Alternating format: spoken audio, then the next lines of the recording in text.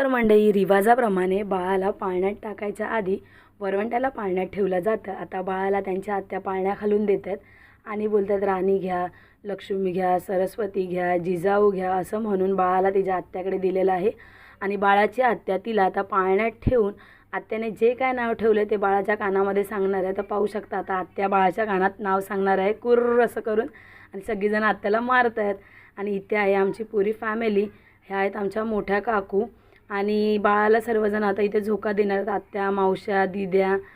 पहिली बेटी म्हणजे धनाची पेटी म्हटलं जातं, तर पहिली बेटी झाल्यावर आई वडील भरपूर खुश असतात, ती आपल्या घरची लक्ष्मी असते। आणि इथे बाळाचं नाव रिव्हील करणार आहेत बाळाचे वडील। बाळ खूप रडत होतं, त्यामुळे बाळाची आई बाळाला शांत करत होती। आणि बाळाचं नाव काय आता बघा, बाळाचे वडील रिव्हील करतात बाळाचं नाव, आणि बाळाचं नाव आहे श्रावी।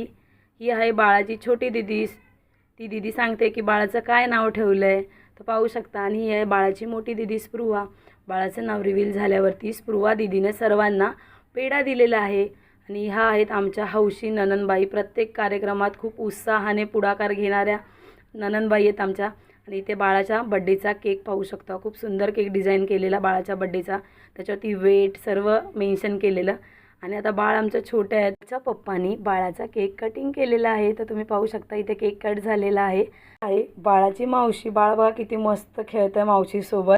आणि इथे आहे पूर्ण आमच्या गोविंद फॅमिलीतील सुना, सासवा, लेकी, त्यांच्या छोट्या छोट्या बेबीज, आणि अशाच प्रोग्रामला सर्व फॅमिली एकत्र येते आणि एन्जॉय करते। धन्यवाद।